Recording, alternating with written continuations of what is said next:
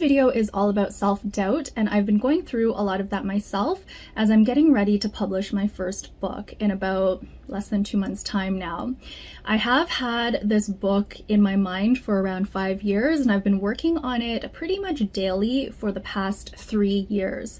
So I've had a lot of self-doubt come up along the way. I'm going to share with you all of my go-to strategies for how I move past self-doubt so I can get this book out of my head and into the world. While my specific situation is moving through self-doubt for a big project, I think these strategies can apply more broadly if you're experiencing self-doubt in other areas of your life. As with all of my videos, there is going to be a lot of nuance here, and some of the things that work for me may not work for you, but hopefully you'll get some ideas from this video if you're trying to move through self-doubt in your own life. The 3 main strategies I use to move through self-doubt are release, perspective, and momentum. I'm going to talk about a lot of specific tactics, but the tactics all fall into one of these 3 categories, and some might actually fall into multiple categories, and some might switch categories depending on how I'm feeling in the moment.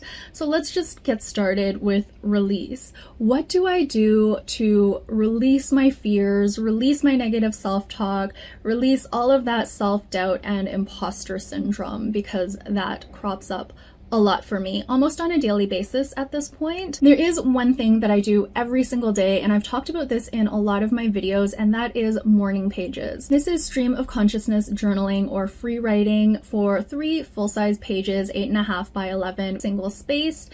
I basically just write out whatever is on my mind. A lot of the times the self-doubt does come out, but if that's not what I'm thinking about in the moment, I will just write about something else. So not every morning pages session is about my self-doubt and about my insecurities, but when I'm feeling a certain way, and if I happen to be sitting down and writing morning pages, I won't filter myself. I will just let all of that out onto the page, and usually I do feel some sort of release afterwards that I can just move on with the rest of my day. I don't mean to say that that will take care of self-doubt in its entirety.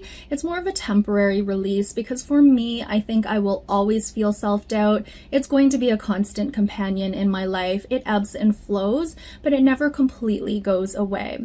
And so learning these strategies to still do the things that I want to do despite feeling all of that self-doubt and uncertainty, that is my goal, is to be able to do the things that I want to do and not let self-doubt stop me. The second tactic that I use under the strategy of release is to take a break. I find I use this tactic a lot when I'm sitting in front of the computer and I'm feeling a little bit stagnant. I'm maybe trying to edit a paragraph and it's just not coming out, and the edits that I'm making aren't quite right.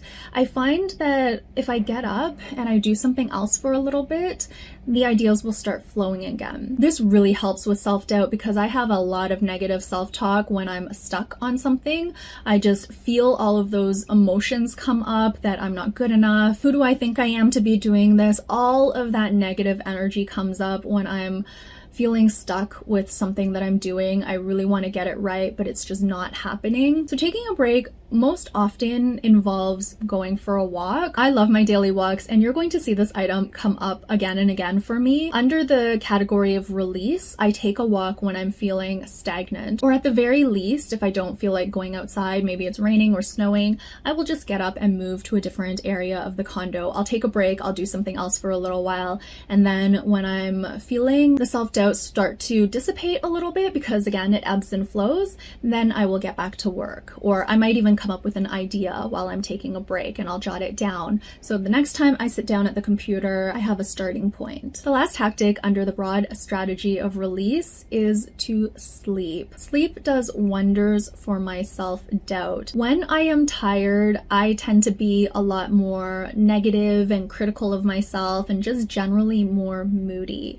So when I'm feeling that way, I will shut off the computer, do my nighttime routine, and I will go to sleep. I'll sleep early. If we're in the middle of the day, particularly in the early afternoon, if I'm feeling that stagnation come in, and this is a different type of stagnation, this is more of a tired, lethargic stagnation versus the type of stagnation that makes me feel really frustrated and doubtful about myself. I'll take a nap when I'm feeling the type of stagnation that's more lethargy and just exhaustion, and then I will go for a walk or I'll move around when I'm feeling the type of stagnation that results in a lot of like frustration and just impatience. So it's really important to tune in and notice how you're feeling. The next broad strategy I want to talk about is perspective. Under this umbrella, I have again 3 tactics that I like to use and I go to very frequently. The first is to go outside. I find when I go outside, I gain a different perspective because I see other people around me who have their own hopes and dreams, their own things that they're working through, and it makes me feel smaller,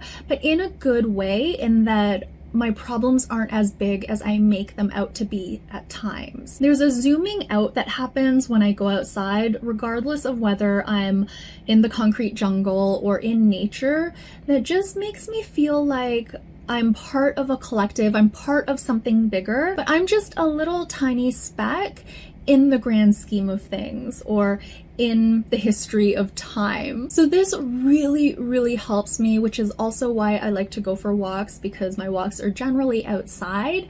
And besides getting that release, I also get that perspective that the world is huge. That perspective helps me set aside my self-consciousness, my fear of judgment, my fear of failure. Then when I get home, I find I can concentrate a little bit better on what I'm doing and I have less of a critical eye. The other tactic I like to use when I'm trying to get some perspective is I like to do an online search for what it is I'm going through. This helps me gain perspective in terms of knowledge of what the underlying issues could be, and it also helps to normalize how I'm feeling, in that I'm not alone. Other people feel this way. It's normal to feel self-doubt. It's something that almost everyone goes through, and a lot of it is because I care. I care about what I'm doing. I want my work to be meaningful, and I want it to be a representation of me. This is more of a cerebral approach to gaining perspective, whereas when I go outside, it's more of like a physical and almost spiritual way of gaining perspective. So it depends on how I'm feeling in the moment. If I want to understand something at like a brain level, or if I want to go out and just feel something in my body or at a soul level. The third tactic I'm going to talk about under the strategy of perspective is to talk to someone. This can be family and friends, and this can also fall under release, because essentially you're venting and you're letting something out that might be pent up, or you might have been keeping in. So that feels great as a release. But the reason I put this under perspective is because when I talk to my family and friends about this, when I do let something out, I tend to listen to what I'm saying. I almost imagine that I'm the person listening to me voice my self-doubt, and that way of observing myself without attachment gives me a lot of perspective. And on the rare occasion where I'm feeling so much fear that I can't even be vulnerable with family and friends, it's just too much for me to let it out to someone I know, I will make an appointment with my therapist and I'll talk it through with her. Sometimes you just need someone who doesn't know you personally and who doesn't interact with you so regularly to have that shift in perspective. I find talking to someone is super important, and this is coming from a very introverted person who loves her time alone, is very high on the scale of wanting to be by herself and work through things on her own. Even I recognize the importance of talking to someone and having that dialogue and communication. That is something that I really highly recommend. We don't need to suffer in silence. We can be vulnerable and talk about how we're feeling. A lot of people feel self-doubt, and we're not alone in this, nor do we have to go through it alone. That brings me to my third and final strategy, momentum. I love this one because I like to get things done. I wanted to talk about the other 2 strategies first though, because I find that those are more foundational. Once I've released my self-doubt or gotten some perspective about my self-doubt, then I can move fully into momentum. So I don't necessarily do all of these things all the time every day. Sometimes if I'm just feeling a teensy tiny bit of self-doubt, I can go straight into momentum and just let action carry me through. But I do like to honor how I'm feeling, and so I thought it was important to talk about the other 2 categories first. So the first tactic I do is work through it. Sometimes when I do feel that self-doubt and fear, when I open up my Google Doc now, I feel more confident because I see what I've done and I see the work that has gone into this project. But of course, that's just lately after 3 years of work. Before that, I would just hammer it out. I would basically write, but write very badly just to get the words on the page, thinking that I will edit it later. That is something that I find really helpful because you can't make something better if there's nothing there to begin with. So just to get started, even if it's a crappy first draft, even if it's not your best work, even if it's something that you would never ever want anyone else to look at because the quality is just so shoddy, just get it down, get that initial piece of work done, and then you can edit it later. Again, for me, this tactic only works if I'm feeling just a tiny hint of self-doubt, nothing that makes me feel like just curling up and going to sleep essentially. So if I'm just feeling that tiny bit, I will just try to work through it. The second tactic under momentum is similar, but what I will do is I will set aside what I'm working on. I'll still work on the project, but I'll do something that's easy and fun for me. This usually involves some sort of organizing or planning because I love that sort of thing. So instead of editing or writing a new paragraph and the like, I will set that aside because that is work for me. That's really tough for me. And if I'm feeling more than just a hint of self-doubt, it's probably not going to go well. So I'll set that aside and instead I'll do something else that's related to the project. That might look like starting a spreadsheet and mapping out my timeline for when I want to release the book. I've also created an inventory and a spreadsheet of all of the self-reflection exercises that are in my book.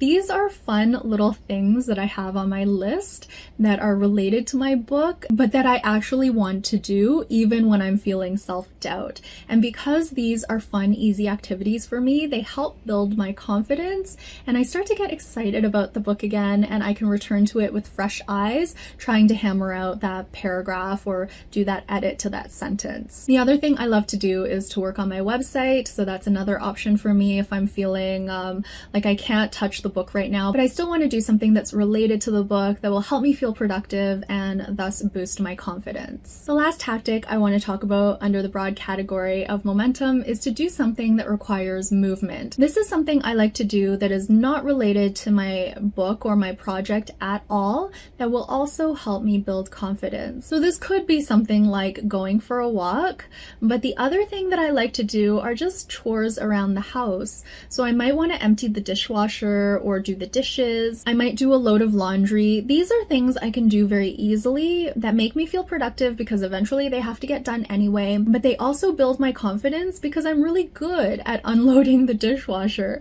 I'm really good at doing laundry. For some people, this might be cooking or maybe knitting something or doing a drawing. This is basically anything you can do to get your body and mind moving so you're not stuck in a place of self-doubt and stagnation. And these can be really little things. Emptying the dishwasher takes me less than 5 minutes and I feel really good once I'm done. Those are all of my strategies and tactics in terms of how I like to move through self-doubt. I hope you found this video helpful and I'd love to hear about some of the ways that you move through self-doubt. So if you want to share, you can leave a comment down below. Thank you so much for watching and I'll be back very soon with another video. Until then, please take care and bye for now.